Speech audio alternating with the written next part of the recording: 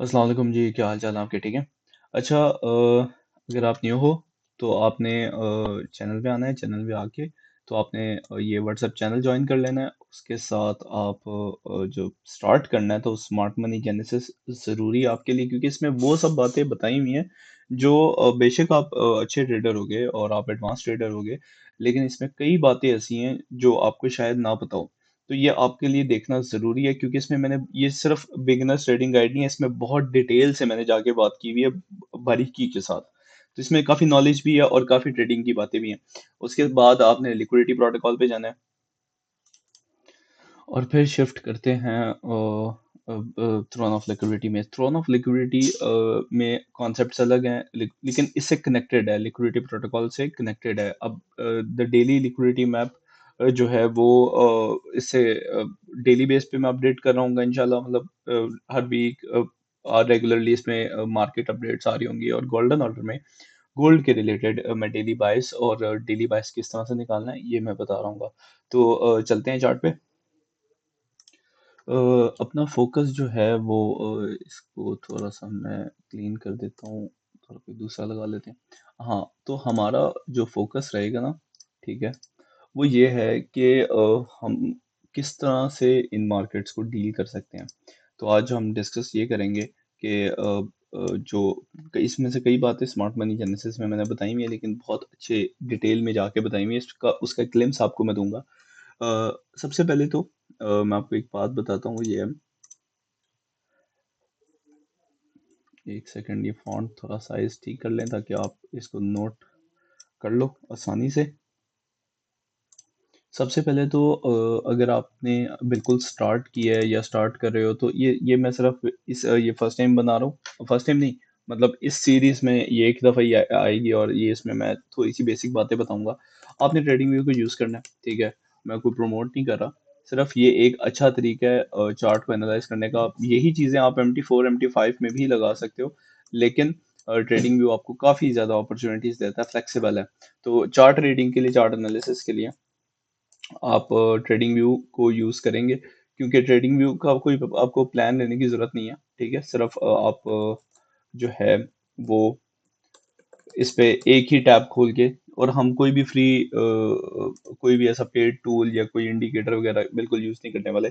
तो एक इंडिकेटर होगा और वो भी फ्री है, तो वो मैं आपको बता दूंगा, वो भी आप सिर्फ वक्ती तौर पे यूज़ करेंगे। और उसके बाद हम ये देखेंगे कि US 100 में ये जो बात होगी ना US 100 वाली, ये बेसिकली आपकी नॉलेज बढ़ाने के लिए है, इसको आपको रटने की जरूरत नहीं है, ठीक है। तो US 100 में बेसिकली कॉन्ट्रैक्ट्स होते हैं, सही है। कॉन्ट्रैक्ट्स किस तरह के होते हैं, उसको थोड़ा सा नीचे कर लेते हैं। US 100 में सबसे पहले हमारे पास आता है एच कॉन्ट्रैक्ट, जो होता है मार्च का, सही है। ये मैं इसको जो है ना नीचे कर देता हूँ। उसके बाद आता है हमारे पास एम कॉन्ट्रैक्ट, ये होता है जून का,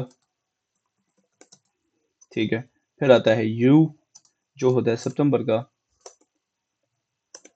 और फिर आता है हमारे पास जी, जो होता है दिसंबर का, ठीक है। तो जब आप उस पे देख रहे होंगे CME ग्रुप पे या CME चार्ट पे, अब CME क्या होता है मैं आपको वो भी बता देता हूँ। ये बेसिकली हमारे पाकिस्तान में ना, या मतलब एशियन कंट्रीज में हम लोग ज़्यादा यूज़ करते हैं ब्रोकर को, सही है।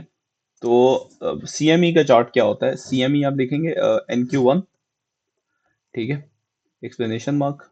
तो आपके पास ये चार्ट आ जाएगा। इसके नीचे जाएंगे तो आपको ये वाला जो होता है कॉन्ट्रैक्ट, ये कंटिन्यूस होता है, यानी ये शिफ्ट होता रहता है। अगर मैं यहाँ पे नेस्डेक नेस्डेक 100, ठीक है। एक सेकेंड, हाँ, ये आ गया।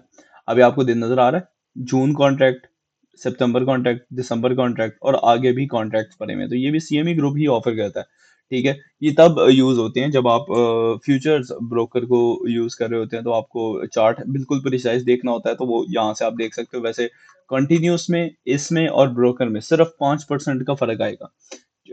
कैंडल्स के अंदर 5% का फर्क आएगा, इससे ज्यादा फर्क नहीं आएगा, ठीक है।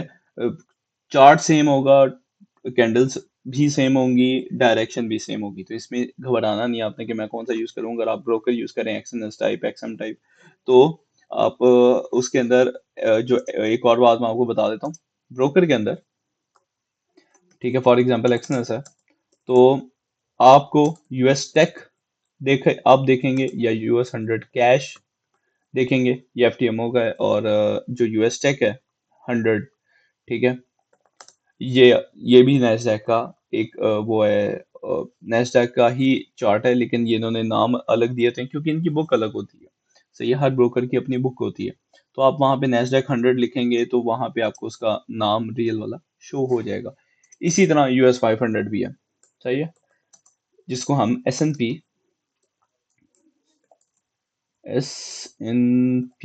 500 कहते हैं। सही है। तो उस पे भी यही सारी चीजें जो है वो अप्लाई होती हैं। अब इसके बाद हम आगे जो मूव ऑन करते हैं, सबसे पहले जो चीज देखने वाली है कि आपने टाइम फ्रेम कौन सा यूज करना है। टाइम फ्रेम आप अपनी मर्जी से चूज कर सकते हो, लेकिन अगर हमने M1 पे जाके ट्रेड करना होता है तो हम M15 को देख रहे होते हैं। तो इस तरह से आपने अंदाजा लगाना कि अगर आप 15 मिनट के टाइम फ्रेम पे बैठे हुए हो तो आपने 4 आवर का टाइम फ्रेम फॉलो करना है, वो इंट्राडे की ट्रेड बनेगी। ठीक है। और जब हम शॉर्ट टर्म के अंदर ट्रेड कर रहे होते हैं तो हम हाई लोज जो यूज कर रहे होते हैं वो M15 के होते हैं। अच्छा, एक चीज मिस कर गया हूँ मैं, वो ये है कि क्या ये कॉन्सेप्ट्स क्रिप्टो पे काम करते हैं, क्या ये गोल्ड पे काम करते हैं, क्या ये सिल्वर पे काम करते हैं? तो हाँ जी, बिल्कुल यही चीजें उस पे काम करती हैं। लेकिन जो अभी मैंने आपको बातें बताई हैं, ये वाली, सेकंड, ये वाली, ठीक है, ये उधर नहीं होती। ठीक है, वहां पे एक ही चार्ट होता है और वहां पे कंटिन्यूस चार्ट होता है, उसका कोई कॉन्ट्रैक्ट नहीं होता। ठीक है, इसमें कॉन्ट्रैक्ट्स होते हैं। और ये हम लोग क्यों यूज करते हैं? ये ज्यादा प्रोफेशनल मार्केट्स हैं, ये ज्यादा प्रिसाइज मार्केट्स हैं, ये ज्यादा एल्गोरिदम को फॉलो करते हैं। जो चीज एल्गोरिथमिक ज्यादा होगी हमारे लिए वो ज्यादा बेनिफिट है, क्योंकि वो बार बार रिपीट होती है। बात समझ रहे हो? वो बार बार रिपीट होगी, तो हमें बार बार रिपीटेटिव मूव्स चाहिए ताकि हम इस पे एज उठा सकें। तो मैं एक और चीज क्या कहते हैं, उस पे चलते हैं M1 के टाइम फ्रेम पे। अब एक और बात आ जाती है कि हमने किस सेशन में बैठना है। आप चाहो तो लंदन किल जोन में बैठ जाओ, सही है। लंदन किल जोन कौन सा होता है मैं बता देता हूँ। ठीक है, ये वो बातें हैं जो मैंने उसमें बताई हुई हैं, लेकिन फिर भी मैं एक दफा बता रहा हूँ। ठीक है, लंदन किल जोन आपका होता है 2 AM to 5 AM New York time. अब न्यूयॉर्क टाइम कैसे आता है? न्यूयॉर्क टाइम नीचे जाएंगे, ये इस पे क्लिक करेंगे तो ये आपका UTC-4 न्यूयॉर्क टाइम आ जाता है। और इसके बाद आपके पास न्यूयॉर्क किल जोन है। ठीक है, किल जोन्स क्या होते हैं मैं बता देता हूँ अभी आपको। ये आपका शुरू होता है 9:30 टू 11 AM। किल जोन के अंदर आपको बेस्ट ट्रेड्स मिलती हैं। ठीक है, किल जोन का यही मतलब है कि जब आपने ट्रेड करना है तो आपने ट्रेड इसी विंडो के अंदर रहते हुए करना है, इससे बाहर नहीं करना। ठीक है, और आपने 12 PM से, मैं लिख भी देता हूँ, आपने 12 भी नहीं, 11:30 AM से लेके 1:30 AM तक, PM सॉरी, आपने बिल्कुल ट्रेड नहीं करना। सही है, ये लंच आवर होता है। इसमें मार्केट बहुत गंदी होती है और अपनी डायरेक्शन को दोबारा से सेट कर रही होती है फाइनल आवर्स के लिए। सही है, फाइनल आवर्स होते हैं PM सेशन के 3, मैं वो भी लिख देता हूँ। मैं ना बेसिकली कोशिश ये कर रहा हूँ कि वीडियो को शॉर्ट रखूं और आपको शॉर्ट वे में बताता रहूं ताकि आपको मसला ना आए और आसानी से चीज़ें हो भी जाएं। ठीक है, यहाँ पे 1:30 PM से लेके 4 PM तक आपका PM सेशन होता है। सही है, PM सेशन होता है। ये आप अपने नोट्स में लिख लो, ये लिखनी चीज़ें बहुत ज़रूरी हैं, आपको याद नहीं रहेंगी। ठीक है, तो लिखते रहोगे तो आपको आपको याद रहेंगी। तो ये फाइनल आवर में जो हमारा टाइम होगा वो होगा जी 3 PM टू 4 PM। सही है।